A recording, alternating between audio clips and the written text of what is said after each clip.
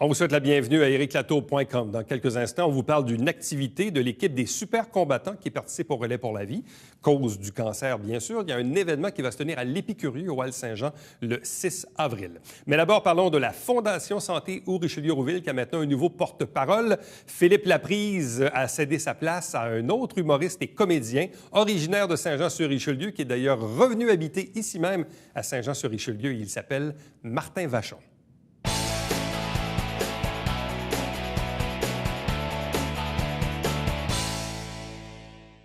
La Fondation Santé au Richelieu-Rouville a maintenant un nouveau porte-parole en la personne de Martin Vachon, originaire de Saint-Jean-sur-Richelieu. Bonsoir et bienvenue. Bien, merci beaucoup, très content d'être là. Martin Vachon, est-ce un humoriste ou un comédien ou les deux? C'est les deux. Pourquoi? Bien, parce que je suis pas capable de juste faire une chose. Moi, j'aime ça, toucher un peu à tout. Et bien, mon cheminement m'a amené à ça. J'ai commencé ici à Saint-Jean. Quand j'étais au secondaire à Marcelin-Champagnat, j'ai fait un show à l'école secondaire en troisième année, je me souviens, puis j'avais fait de l'humour et j'avais vraiment beaucoup aimé ça. Et par la suite, j'ai dérivé, j'étais allé à l'école de théâtre et j'ai fait les deux depuis maintenant plus de 10 ans. Bon. Qu'est-ce qui t'amène maintenant à devenir porte-parole de la Fondation Santé? Est-ce que c'est parce qu'on a congédié Philippe? Non? Bien non, c'est pas tout à fait l'histoire que je vais raconter. C'est moi, je suis, dans le fond, j'ai grandi ici, je suis né ici. Et je suis parti pour les études. Après ça, j'ai habité pendant un court moment à Montréal. Et je viens de revenir à Saint-Jean il y a 2-3 ans avec ma femme. On s'est acheté une maison. Okay, tu es un revenant? Oui, j'ai décidé de revenir dans la ville qui m'a vu grandir et je désirais m'impliquer. Et je suis un grand ami de Phil Laprise, qui était l'ancien porte-parole. Et on était ensemble sur un tournage et il me dit qu'il devait quitter parce qu'il voulait se concentrer plus sur la fondation avec les enfants de TDAH, le Panda. Et il me dit, tu devrais les appeler. Tu veux t'impliquer, tu habites maintenant à Saint-Jean, tu viens de là, ça serait parfait. Je dis, bien là, pourquoi pas? Donc, j'ai pris mon téléphone, j'ai appelé la fondation et eux, ils étaient comme... C'est très drôle, ça. Ben oui, eux, ils étaient, de où tu sors, toi? Là, on est en manque d'un porte-parole en ce moment et tu tombes du ciel. Ben oui, on veut te rencontrer. Donc, on s'est rencontrés. Je voulais voir un peu c'était quoi les missions de la Fondation exactement, parce que j'en ai entendu parler, parce que moi, j'ai grandi ici. La course des canards, j'ai grandi avec ça, moi, les canards. Fait que là, j'étais OK, je voulais savoir c'était quoi leur valeur. Puis ça me touchait parce qu'à la base, la Fondation, c'est aider pour avoir une qualité de soins et de meilleur accès. Et moi, je suis né à l'hôpital de Saint-Jean. Ma mère a travaillé là. Mes grands-parents ont été soignés. Mon grand-père est décédé là. Et ma femme est enceinte et elle va accoucher à cet hôpital-là. Bientôt? Oui, bien, dans 4 mois et demi, là, la moitié est faite. Et c'est même notre écho cette semaine. Alors, on se croise les doigts. C'est votre écho? Oui, c'est une affaire on l'a fait à deux. Okay. Bon, je ne fais pas grand-chose en ce moment, mais bon. Et donc, ça me touchait un peu de pouvoir m'impliquer auprès de la Fondation. Et j'aime ça, m'impliquer dès que je peux faire de quoi, parce que en tant qu'artiste, c'est tellement pas demandant d'aller voir les gens, de serrer les mains, d'être porte-parole pour, de rencontrer, d'être là dans les activités. Et ça aide les fondations, ça aide les organismes. Et je trouve on le doit parce que c'est les gens du public qui font en sorte que je puisse gagner ma vie. Donc, si je peux aider les gens d'une petite manière, ça va me faire plaisir de le faire.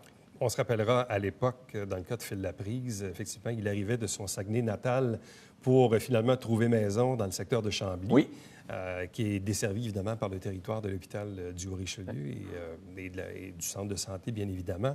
Donc, toi, c'est un retour au bercail ici, à Saint-Jean-sur-Richelieu, avec ton épouse et le bébé à venir. Là, il y a bien sûr la Loto-Santé, qui est l'une des activités maîtresses, qui est un peu parce que l'ancêtre, c'était, la Loto-Canard, qui a fait référence. Donc, Loto-Santé, qui cette année va se tenir le mardi 22 mars à 9 h le matin chez Pasquier.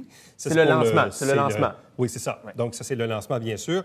Et il y aura bien sûr le fameux tirage ultimement de la Loto-Santé. Qui est le 15 juin, je crois, si je m'abuse. Effectivement. Et cette année, on a plus de 20 000 en prix.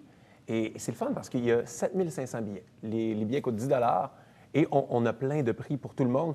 Et le but cette année, c'est de ramasser plus de 65 000 pour la clinique Midi-Soleil, parce qu'on veut amener un autre médecin à la clinique pour que les gens puissent avoir plus de soins, un accès aux soins plus facile. Bon. Parle-nous de toi maintenant. Donc, tu faisais référence tantôt à Marcelin-Champagnat. Oui.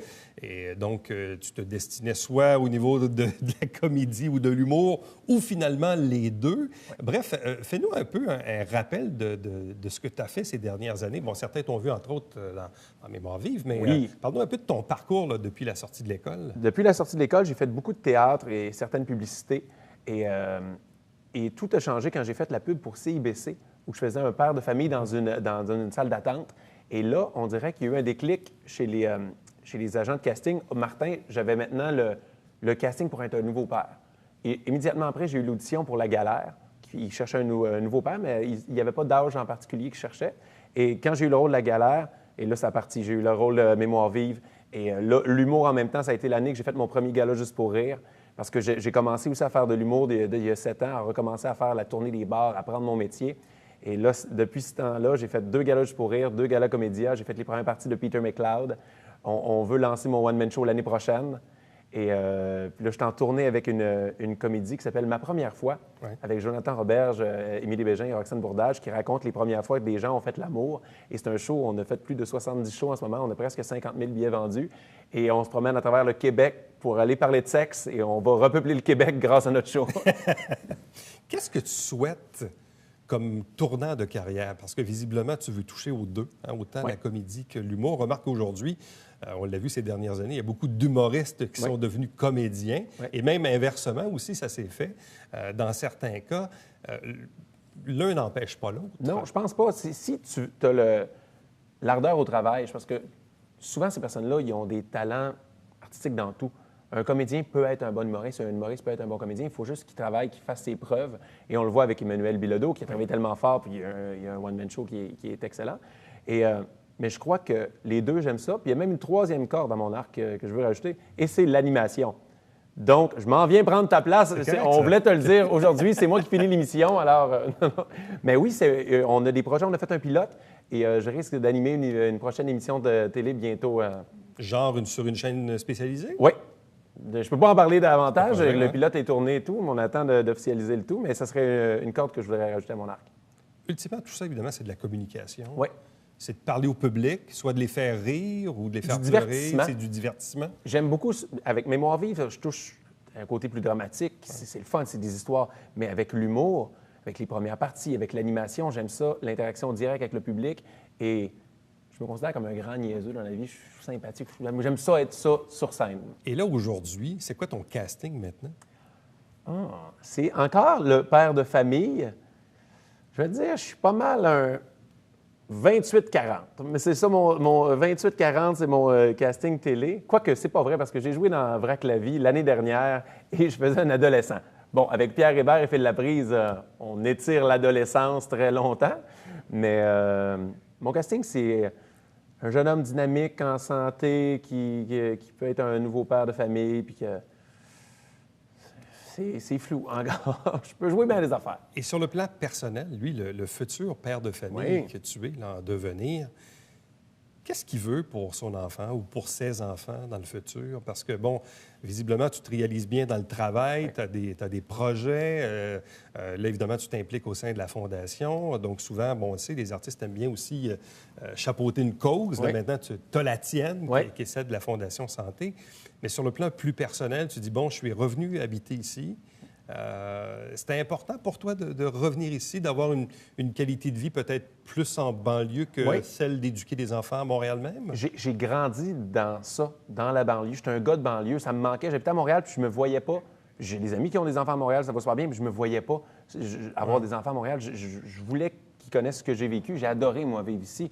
Et j'ai adoré mon passage à l'école secondaire Marcelin-Charbonnier. On dirait que j'ai hâte que mon enfant soit assez vieux pour qu'il puisse aller là-bas. Et ce que je souhaite à mon enfant, puis ça rapporte avec la Fondation, c'est de la santé. C'est tellement... On dirait que tout le monde dit tu souhaites juste que ton enfant soit en santé. Oui, oui. Quand t'en as pas, tu te dis oui, oui, c'est vrai. Mais là, c'est devenu une inquiétude pour moi. Là, je souhaite, c'est l'écho cette semaine, est-ce qu'il va avoir tous ses membres? Est-ce que ça va être correct? Est-ce qu'il va être en santé? Parce que je connais des histoires d'enfants qui ont eu des cancers. Je fais comme oh mon Dieu, je suis tellement chanceux, on touche du bois d'être en santé. C'est quoi ton rapport avec la santé en tant que telle? Je pense que tu disais tantôt que ta mère a travaillé à l'hôpital. Oui, ma mère a travaillé à l'hôpital. C'est quoi ton rapport avec ça? Parce que, bon, quand on est jeune et en santé, c'est pas une grande préoccupation. Peut-être là, oui, parce que tu vas avoir un enfant, là, ça devient une préoccupation. Oui, tu parlais de ton grand-père qui était décédé à l'hôpital. Bon, évidemment, nos grands-parents vieillissent, ça arrive. Mais quel est ton rapport par rapport à la santé quand nous, on est en santé? Mais moi, c'est pas quelque chose d'ésotérique, mais moi, je remercie la vie à tous les soirs pour la chance que j'ai d'être en santé. Parce que je réalise des fois, c'est niaiseux, OK? C'est vraiment un exemple niaiseux. Cette semaine, je me suis fait un torticolis. Mais j'ai été en tournée avec le show ma première fois. On était mardi, un torticolis, et j'ai 2 shows à faire et mes auditions de gala juste pour rire. Et là, je me disais, c'est niaiseux, j'ai juste un petit mal dans le cou. Et ça affecte toute ma vie à court terme et ma vie professionnelle. Puis c'est pas grand-chose, là, c'est une douleur dans le cou. Et là, je me dis, c'est niaiseux à quel point qu'on prend tout pour acquis, que quand ça va bien, c'est correct, tu te soucies d'autre chose. Mais c'est tellement important, la santé. Et puis, je le vois avec des personnes dans mon entourage qui ont des maladies. L'alimentation et l'exercice, ça fait tellement des bienfaits maintenant, mais pour plus tard. J'ai connu des personnes qui ont guéri de maladies parce qu'ils ont pris soin de leur corps toute leur vie. Ils ont une bonne hygiène de vie. Donc, ça a des répercussions plus tard quand ils vont vieillir. Bon, ici, on le sait, là, il y a un projet majeur avec l'agrandissement de l'hôpital où on va presque doubler la superficie, le centre mère-enfant. Bref, il y a toutes sortes de projets dans l'air, mais visiblement aussi, la communauté aussi augmente. Donc, il y a un enjeu démographique et forcément, les gouvernements sont toujours limités dans les argents qu'on peut destiner. Donc, c'est important de voir une communauté se prendre en main pour essayer d'aller chercher le meilleur des services? Oui, également, je trouve que la meilleure chose à faire en temps de coupure, c'est la prévention. Parce que la prévention, on dit on n'aura plus d'argent, on dit pour soigner ou n'importe quoi, mais quand mieux vaut prévenir que guérir, on dit si on inculque aux jeunes, comme avec le défi Je bouge de la Fondation, que c'est important l'exercice physique, c'est important de bien s'alimenter, de bien bouger, mais c'est des problèmes de santé qu'on règle immédiatement pour dans le futur, quand on va être beaucoup, parce qu'on s'entend que la démographie augmente énormément. Donc, moi, je trouve que ça, c'est important, prévenir et mettre les bases d'une bonne alimentation et une bonne hygiène de vie. Et un rôle de porte-parole, ça consiste en quoi? Bien, ça consiste à... C'est bizarre à dire, hein? C'est comme c'est passer la bonne nouvelle, partager la bonne nouvelle, mais c'est faire ce que je peux. Si la Fondation a besoin de moi d'aller, on va dire, dans les magasins où ils vendent les billets pour l'auto-santé et parler aux clients et parler de la Fondation, je viens. Pour faire une entrevue, je viens parler de la Fondation. On a souvent la chance, en tant qu'artiste, d'avoir une plus grande visibilité. J'ai souvent des entrevues, j'ai souvent des entrevues à la télé ou soit dans d'autres médias. Et c'est parler de la Fondation et parler de c'est quoi pour moi la Fondation et aider du mieux que je peux, puis faire vendre des étiquettes. Martin Vachon, humoriste et comédien originaire et revenu maintenant un Joannais. À Saint-Jean-sur-Richelieu, nouveau porte-parole de la Fondation Santé au Richelieu-Rouville, qui procédait bien sûr donc au lancement de la Loto Santé, elle qui va se tenir évidemment au cours des prochaines semaines. Donc vous allez probablement solliciter pour acheter vos billets de Loto Santé. Merci beaucoup. Hey, mais merci à toi. Restez avec nous puisqu'au retour, on vous parle d'une activité en prévision du relais pour la vie.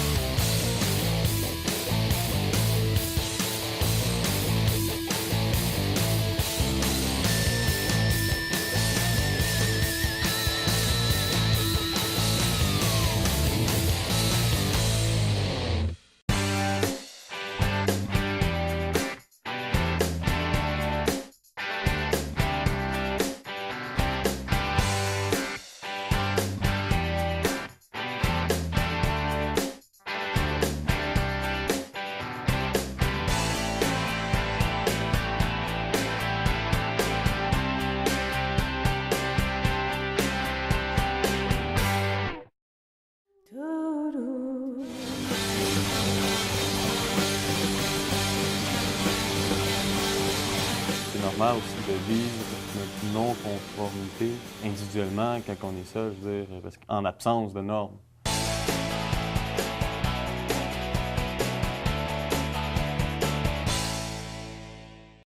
On vous donne rendez-vous le mercredi 6 avril à 18h30 jusqu'à 21h à l'Épicurieux, au Halles Saint-Jean, une activité dans le cadre du Relais pour la vie qui est au profit de la Société canadienne du cancer. Vous savez qu'il y a plusieurs équipes qui participent au Relais pour la vie, notamment l'équipe des super combattants.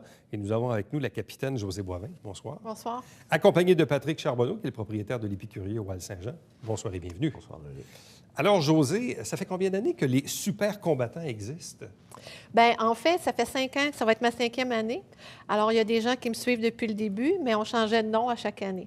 Donc, cette année, les super combattants, c'est le nom qui va nous suivre tout le temps. On est presque une quarantaine dans notre équipe. Une 40. Une quarantaine, oui. Oh là là, c'est une grosse équipe. C'est une très grosse Normalement, c'est à équipe. peu près 10, 12, 15. 10, 15, oui, maximum. Donc, nous, à chaque semaine, ils s'en rajoutent. Donc, Aïe, aïe, aïe. Mais comment on peut expliquer qu'une équipe comme la vôtre est rendue à 40 participants? bien, il y a des gens C'est un comme phénomène, là. bien, je ne suis certainement pas la seule, mais il n'y en a pas beaucoup, effectivement. Ça demande beaucoup d'énergie et d'implication. Mais moi, j'y crois à cette cause-là et je m'investis. Puis il y a des gens qui ont dit qu'ils me suivraient tout le temps dans mes causes, donc ils sont avec moi aussi depuis longtemps. Bon, visiblement, tu es très populaire. Bien, probablement pas. On y va pour la cause. Mais même surtout. sur le plan du bénévolat, parce que être capitaine d'équipe, là, c'est quand même du boulot, là, c'est de l'organisation. Mais là, tout à quand fait. on en a 40 à gérer, Oui. Bien, ça prend des gens autonomes. Ça, c'est clair en début d'année. C'est ce que je leur dis. Moi, je ne veux pas courir après vous. Je ne veux pas avoir à vous dire pour l'inscription. Donc, les gens, comme je te dis, qui sont là depuis quand même un petit bout de temps, savent ce qu'ils ont à faire, puis ils vont en recruter eux autres mêmes. Et ce qui est intéressant dans notre équipe, c'est qu'on a beaucoup de relèves aussi, des jeunes qui embarquent de plus en plus à chaque année. Bon, comment est venue l'idée de tenir un événement le 6 avril prochain? Bien, je t'expliquerais ça dans le sens que dans notre équipe, il y a des gens qui s'inscrivent à 2 ou 3 de la même famille. Et de ramasser le minimum d'argent qui est rendu à 150 $, c'est plus difficile parce qu'on sollicite toujours les mêmes personnes. Alors, ce qu'on a décidé de faire plusieurs activités. Et Stéphane Legrand, qui est dans notre équipe, connaissait Patrick. Et de là est venue l'idée. Parce que vous ne vous connaissiez pas avant l'entrevue. Non, pas du tout. On n'a pas eu le temps de développer une grande complicité, disons. Ça s'est fait quand Donc, même. finalement, Oui. celui qui a lié tout ça, c'est Stéphane C'est Stéphane, Legrand, que José effectivement. connaît, que tu connais évidemment, Patrick. Donc, comment Stéphane t'a-t-il présenté ou suggéré cet événement-là? Bien, on a toujours notre mode de fonctionnement. Moi puis Stéphane, il m'appelle Patrick, as-tu 2 minutes? On s'assied, on jase, puis arrange-moi ça, Patrick, puis ça va bien aller, tu sais. Puis en gros, le mandat s'est défini comme ça, en dedans de 5 minutes. Puis écoute, il est habitué. Je fais déjà souvent des levées de fonds clients en main un peu, puis je mets mes fournisseurs à contribution. Puis c'est un petit peu ma manière de mettre l'épaule à la roue. Puis écoute, Stéphane, sa cause me tenait un peu à cœur. Alors, je le fais déjà. Je l'ai fait dans le cadre pour Louis. Je l'ai fait récemment. Je le fais avec des clubs optimistes un peu. Je les aide aussi à faire des levées de fonds clés en main. J'en ai fait une il y a 2 semaines à Verdun avec les clubs optimistes de Verdun. Je le fais à Saint-Grégoire et tout. Donc, je commence un petit peu à exporter la recette. Puis là, avec Stéphane, on a dit, d'accord, on embarque pour le relais pour la vie. Puis c'est toujours la même formule, un peu des découvertes. On propose toutes sortes de trucs, des accords bière et fromage, bière et saucisses. Ensuite de ça, des vins et fromages aussi. Il y a un cocktail à l'entrée. On essaie d'aller chercher les sens du monde et leur donner le goût de découvrir. Pourquoi cette cause du cancer t'est-il aussi chère, José? Il y a 4 ans, j'ai eu moi-même un cancer. Et à ce moment-là, c'était ma cousine qui avait une équipe qui m'a invitée à participer. Et l'année d'après, ou 2 années après, elle l'a arrêté. Et c'est là que j'ai décidé de prendre la relève parce qu'on connaît tous des gens atteints de cancer, on connaît tous des gens qui sont décédés du cancer. Et moi, la vie m'a donné une 2e chance. Alors, j'ai dit, il faut que je redonne ce que j'ai eu finalement. Donc, j'ai eu des gens très, très, très proches dernièrement dans ma famille qui en sont décédés. Et c'est aussi un pacte que j'ai fait en disant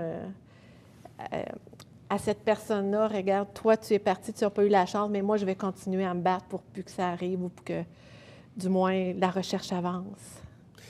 Parce que c'est clair que les sommes d'argent qu'on recueille année après année font en sorte que la recherche fait évidemment des pas dont on bénéficie ou qu'on va malheureusement, oui, bénéficier un jour si le cancer nous frappe. Évidemment, on est dans un monde de statistiques aujourd'hui, Oui. mais il y a quand même une statistique qui parle, c'est le taux de survie qui ne cesse d'augmenter. Donc oui, c'est une très mauvaise nouvelle quand on apprend qu'on a le cancer, mais en même temps, tu es la preuve vivante qu'on peut s'en sortir. Ah oui, tout à fait. Puis il y en a plein de gens autour de moi qui en sont sortis aussi. Oui, c'est une mauvaise nouvelle, mais en même temps, dans mon cas, moi, je parle bien, là, ça a été... c'était, comment je te dirais ça, une petite roche que la vie me lançait en disant, regarde, là, il faut que tu t'arrêtes, je te lance des signes, tu n'écoutes pas, ça me prend un cancer pour arrêter. Donc oui, effectivement, ça peut être une mauvaise nouvelle, mais on peut s'en servir autrement aussi. Mais après ça, il y a souvent, chez les survivants du cancer, cette espèce de désir ou de mission Oui, tout de à fait. donner au suivant. Là. Oui, tout à fait. De dire, bon, moi, je suis passé par là, c'est correct, mais C'est clair. c'est clair. Souvent, les gens qui s'impliquent dans ces causes-là, c'est souvent ça qui les motive. Là. Oui. C'est pour les autres là, Oui, qui vont suivre. exactement. Mais comme je t'ai dit, moi, je sens le devoir de remettre la chance que j'ai eue de pouvoir m'en sortir. Patrick, on sait évidemment que tu es très sensible à différentes causes. Bon, tu faisais référence au petit Louis, qui est le fils de Virginie et d'Éric Gaudreault, qu'on connaît tous les deux. Il y a d'autres causes également. En quoi cette cause du cancer, toi, personnellement, vient-elle te chercher? Ben, écoute, Stéphane m'a convaincu un peu de rentrer dans son équipe par la bande, forcément. La cause le cancer, pourquoi ça vient me chercher? Personne, tout le monde connaît quelqu'un qui a eu le cancer. Tout le monde connaît quelqu'un qui a pas juste souffert, mais l'entourage aussi est affecté. Fait, le cancer, c'est insidieux. Tout le monde finit par être atteint par ça. Ma mère est décédée de ça. Selon les statistiques, j'ai 4 chances sur 10 minimum, moi-même, d'avoir le cancer. À rigueur, que la recherche avance, que la recherche, au pire aller, m'aide à avoir une qualité de vie le jour que ça m'aidera. J'ai vu aussi qu'il y avait du support, beaucoup de gens qui ont eu le cancer. J'ai vu qu'il n'y avait pas juste... Il y avait un support psychologique, il y avait une aide pour ces gens-là parce que... ça m'affecte, le cancer. Je me dis, j'ai un diagnostic. Le soir, on a beau être entouré, on a beau être en famille, on a beau être couché avec son conjoint. Quand on ferme les yeux, on est seul. Puis, pas se sentir seul, justement, je pense que c'est ça qui est vraiment le plus important. Puis c'est pour ça de voir que beaucoup de gens s'impliquent. Comme vous dites, vous êtes 40 dans votre équipe, bien, c'est parce que ça finit par rejoindre tout le monde. Oui, tout à fait. On connaît tous quelqu'un. Moi, je suis toujours quand même assez étonné. Le Relais pour la vie, évidemment, j'y participe comme animateur depuis quelques années. Puis je suis toujours étonné de voir, dans une municipalité comme Saint-Jean-sur-Richelieu, de par la population qu'on a, d'avoir l'un des plus gros relais au Québec, qui ramasse toujours un 350 000 ou à peu près. Tu sais, on regarde parfois des organismes qui triment dur pour ramasser ça, 300 000 sur une année. Ah oui, ça prend une année de le ramasser, on s'entend, mais pour un événement qui est au début du mois de juin, mais qui rassemble toutes les sphères de la société. Et ce qui est toujours étonnant aussi, c'est quand il y a la marche des survivants avec les chandails jaunes ou les chandails oranges, les gens qui les accompagnent. Et c'est de reconnaître des visages qu'on connaît. Tu sais, ah oui, lui, il a eu le cancer. Lui. Ah, je ne savais pas, tu sais. Puis... Tu as raison. Donc, des survivants, il y en a. De plus en plus jeune, le cancer fait des victimes aussi également. Mais tu as raison. Moi, la première fois que j'ai participé, j'ai eu la même réaction que toi. C'est ce qui nous frappe. Oui. En effet. Là, tu te rends compte que tu ne m'avais pas dit que tu avais le oui, j'ai eu le cancer. Ah oui, je ne savais pas. Tu sais, c'est pas écrit sur le front. Non, effectivement. Mais c'est une très belle activité, le Relais pour la vie. C'est quand même festif. C'est bien organisé. Puis oui, on ramasse beaucoup de sous, par exemple, dans notre équipe, mais ça fait longtemps qu'on a commencé. Puis on fait plusieurs activités. Là, vous ramassez combien, à vous, par exemple? L'année passée, c'était la plus grosse année. On a ramassé un petit peu plus de 17 000 17 000? Oui. C'est beaucoup, là. Cette année, Stéphane a l'objectif au moins d'aller chercher la même chose. Stéphane Legrand, je pense. Et là, avec l'activité, comment ça va fonctionner? Donc, ça coûte combien à l'entrée pour l'activité, Patrick? À l'entrée, c'est 40 mais le mieux, c'est de la prévente à 30 Okay. Ça nous aide à faire une meilleure préparation aussi, de savoir combien de gens on va avoir. À 40, on vous attend pareil, gênez-vous pas, venez nous voir, on n'a pas de problème, on est ouvert. Et selon... c'est quoi à peu près la capacité? Normalement, tes événements, c'est à peu près combien de personnes? La capacité des lieux, là? Bien, on a les halles, puis je remercie beaucoup les gestionnaires des halles d'accepter de nous prêter des halles dans ce temps-là. Mais moi, je dis qu'on peut facilement avoir 300 personnes sans aucun problème. OK. Donc, 300 personnes à 30-40 $. Une fois les dépenses passées, on peut potentiellement penser que l'activité peut ramasser combien? L'activité peut générer... Normalement, on vise toujours, disons, sur 30 au moins 22 du billet net, si on est capable. Quand même, là. Oui. Puis c'est quand même un coût... Dans le fond, c'est que j'ai travaillé des activités à un coût raisonnable. 30 bien, c'est raisonnable. Oui, c'est sûr que c'est un effort. Ça nous demande... Mais pour une veillée de 2 heures, 2h30, faire plein de découvertes, plein de kiosques, que ce soit le petit côté festif, ensuite de ça, on est accueilli avec un cocktail. Selon moi, 30 c'est raisonnable. C'est plus facile à vendre. Oui, c'est décidément plus facile à vendre. Donc, C'est ça plus va vous donner démocratique. une couple de 1000 piastres. Bien, quand même, là. Merci beaucoup, Patrick, effectivement. Puis on va avoir de l'animation ce soir-là. J'ai un DJ dans mon équipe, Guy Lavertu de Saint-Jean, donc qui va se charger de l'animation. OK. Ouais. Donc, pour 30 on essaie que ce soit un rapport qualité-prix qui vous en Comment donne. les gens peuvent-ils acheter en pré-vente? Bon, probablement si on passe à l'Épicurieux. Oui, ouais. à l'Épicurieux, on vous attend. Il n'y a pas de problème. Il y a des billets qu'on peut vous vendre. À partir de demain, il y en aura toujours de disponibles. OK. Donc, 30 en pré-vente ou 40 le soir de l'événement, le mercredi 6 avril de 18h30 à 21h à l'Épicurieux au Hall Saint-Jean. Donc, une activité qui s'inscrit dans le cadre de l'équipe des super combattants, dont José Boivin est la capitaine. Équipe qui va bien sûr marcher à l'occasion du Relais pour la vie au début du mois de juin. Événement, bien sûr, au profit de la Société canadienne du cancer. Donc, on va vous souhaiter, bien sûr, la meilleure des chances pour, bien sûr, vos 40 membres de l'équipe qui vont aussi solliciter les gens et ramasser des sous en prévision de l'événement.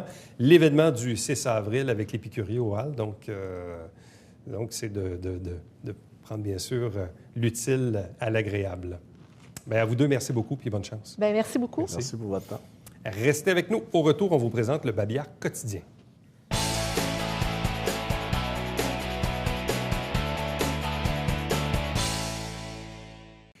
La Ville de Saint-Jean-sur-Richelieu vient en aide au domaine culturel, notamment subvention ici de 20 000 pour la coopérative Artaud. À chaque semaine, on vous présente des extraits du conseil municipal via l'émission Saint-Jean-sur-Richelieu. Rappel de la grille horaire, vous l'avez à l'écran. Également, vous dire, le Télébingo, c'est tous les dimanches matin à 9h30 en direct avec 3 500 $ en prix. La carte pleine est à 2 000 $ et il y a 30 dépositaires dans la région pour acheter des livrets. Et pour obtenir la liste, vous appelez ou sinon, vous allez sur le site Internet. Parlant du site Internet, c'est www.tvhr9.com. Vous avez évidemment tous les détails de la programmation. Vous pouvez revoir des entrevues que vous avez manquées. Vous pouvez nous aimer, nous suivre sur Facebook et sur Twitter. Et bien sûr, si vous désirez me joindre, faites-le plus facilement et plus rapidement par courriel à l'adresse suivante, Éric Latour en un mot, à commercial tvhr9.com. Notre prochain rendez-vous, il est demain. Bye-bye.